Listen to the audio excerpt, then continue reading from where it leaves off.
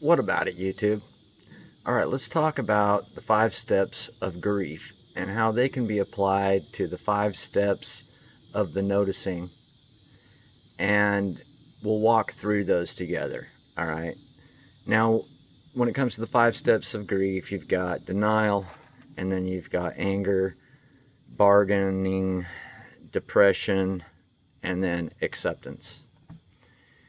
So let's now think about that with respect to the noticing.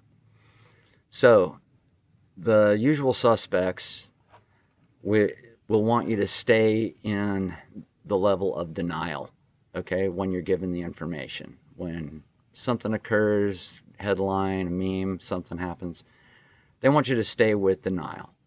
And that the people that are producing this stuff are haters and Nazis and antiseptics and the rest of it. So they would prefer you to stay there. But they also have this, I would say they would like you to emulate this path I just described of the 5 steps of grief if they can't keep you in that box of denial. All right, as they try to lead us towards the Noahide laws. All right, so if they can keep you in denial, then they'll get you to skip all the other steps to acceptance without any kind of pushback. But let's say you go off the rails. Let's say that you go to the next step after denial and you go to anger or outrage, and you're like, I can't believe this, right? And a lot of us have struggled with that. You tend to want to have outrage towards people who wish for nothing but your destruction.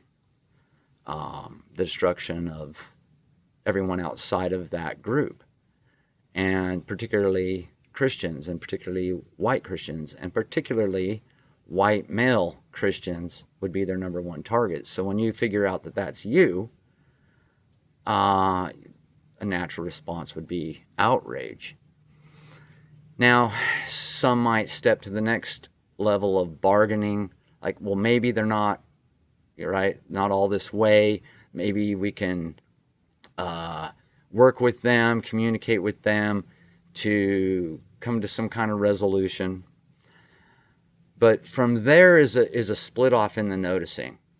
If you get to the outrage part, you may not even go to the bargaining part. You may be so outraged that you don't even want to try to talk to someone about it on that side of the coin. But either way, let's say that you do decide in your mind, like, well, maybe it's not all of them. Maybe, maybe it's just the Frankists. Maybe it's just the Orthodox. Maybe it's just the Zionists. Maybe, right? So you can maybe go to that step or not. Either way, but what the Jays, in essence, would want you to do is to go to the next step of depression and then acceptance, just like the 5 steps of grief. Because at the end of the day, they've got you. You've decided that they're too big to fight. There's no, you're just going to have to go with it because there's no other choice. After your depression, then you reach this acceptance. For most of us, that's not an option, I would think. For most of us, you might get into the depressed stage a little bit, but hopefully you've got enough to you that you're not going to go ahead and accept it. That you would rather be a martyr than to accept it. So where is the split? Where's the breakaway? I would say let's stop at bargaining. So let's say you get past the denial, you get past the outrage, you don't get stuck in Hebrew taco land. You don't get stuck in shameless spurg land. Because if that's where you get stuck, then you're going to lose. They're going to paint you up to look bad, and you're going to look like crap. You're going to get burnt out. That's just fine. They'll burn you out if you stay stuck in that outrage. All right? You'll end up acting just like them. You'll look like crap to the crowd, and you'll get nothing accomplished. You'll have no effectiveness. So you got to get past the outrage to a calmer place and a more thoughtful place in your mind. You're not going to be able to beat them at their own game. You're not going to make the right decisions if you're emotional about it. So you've got to get past that. All right, so you get past the outrage part. Let's say you get to the bargaining part. Now, if you're going to split the noticing to a healthy place, you split to realization. That's where you end up next, is realization. The realization that this group does not get in the way of each other. It doesn't matter if it's secular, atheistic, Orthodox, Hasidic, really, Frankish, Torah, none of them really get in the way of each other. There may be a fake fight that goes on to some degree in the background. None of them really get in the way of each other. I even see the Messianics in Israel saying to pray for them as they're butchering out Gaza. So the Messianics even are fake, and you can't trust them. I mean, look at Dr. Brown. All right, can't wait to defend Jays and the the Noahide laws, and says that it's good and lovely and healthy for everyone.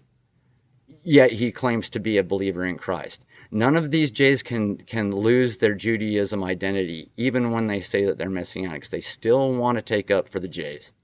So none of them get in the way of each other. And who's at the central leading location now in this rabbinic debate society that has had an internal power struggle, but never really gotten in the way of each other, right? There's been this and that go on. Again, you're right to say at some level, at some time, the Frankists had a movement going on. But who right now? It's Chabad Lubavitch. Chabad Lubavitch of all of them, all right? And no one's getting in the way of Chabad Lubavitch, and they're leading the call for the Noahide laws. And they're the ones that meet yearly with the president on Education Day and take pictures in the White House. They're the ones who got it codified in the House of Representatives and into the values of our nation to accept these Noahide laws. They are the ones, okay, and they've got this Schneerson guy who they hold to high esteem. Many to the esteem as their Messiah. Some believe that he's not even dead and he's continuing on somehow. I mean, so you've got this Elvis theory going on, and you've got this Messiah thing going on. Yet in the Noahide laws, if you say Jesus is the Messiah, you're bad. But they say that Schneerson's the Messiah, so they're good. So the hypocrisy is endless. You cannot, and this realization stage is when you realize that all of the hypocrisy, all of the duplicitousness, all of the stuff going on never gets in the way of each other and the ultimate plan of blotting out Amalek and blotting out Esau. So you have to speak of them in that term. Just like if you say the Japanese bombed Pearl Harbor, that doesn't mean every single one of them bombed Pearl Harbor. What it means is none of them got in the way of it, right? None of them said, stop, we're not allowing this. None of them said, right? I don't remember hearing any outcry from the Japanese of how terrible it was to be bombing Pearl Harbor. I've never heard that. I've never heard an apology. I've never heard any of that. So it's not unfair to say that the Japanese bombed Pearl Harbor. And it's not unfair to say the Jays XYZ. And the Jays are following lockstep with Chabad Lubavitch. And Chabad Lubavitch is working full steam ahead to enslave humanity and butcher out the memory and the followers of Jesus Christ. So, we're at the realization stage. We're at the realization stage. Where do we go now? The last stage, the fifth stage in that scenario, would be denial, outrage, again, bargaining, realization. The final stage, intolerance. This is intolerable. It's insufferable. It cannot be allowed to go on. I'm sorry. And we're going to talk about it like, let's say you've got a child who's a climber. Just loves to climb. Can't stop climbing. Can't take your eyes off them. They're climbing on something. And that's not even bad enough. Because what they really like to do is find opportunities to climb on something where it's not only dangerous for themselves, but if they fall, they're going to fall on someone else, like you or a neighbor or someone at the park or somewhere else. So they're putting themselves in danger, they're putting other people in danger, and they refuse to stop. They get a thrill out of it. When you get angry at them and you bark at them, they it encourages them. So they won't stop. So this is what I'm saying. You don't hate the child because they're putting everyone else and themselves in danger constantly. You don't hate the child. But at some point, when they will not listen, they must have boundaries put in place. There must be restrictions. There must be restrictions put upon their movement. They're not going to be allowed to do this or that, because every time you've allowed them to do this or that, they've shown what they do. Their fruits expose them. We know what they're going to do. They're going to do usury. They're going to do pornography. They're going to do unfettered immigration. They're going to try to do white replacement. They're going to destroy all of your values and your morals. Then they want to do even worse from there. Take away your memory and your faith in Jesus Christ and erase it and have you worshiping them in some super hypocritical, ironic move. They are making themselves an idol, and they want you to worship them as their idol. They will be the ones to direct you to God. That's what they think. All of this insanity is done in the name of healing and education. So in their twisted cluster B, dark triad mind, they've convinced themselves that what they're doing is good. So part of your realization is realizing that. The child thinks that what they're doing, climbing, is cute and funny and good. Okay? So that's my message today. Try to walk through the 5 steps of noticing so that you can get to the point you should be at. I would suggest that the more I watch Nick Fuentes, he's on that path. The more I watch him, he's really matured.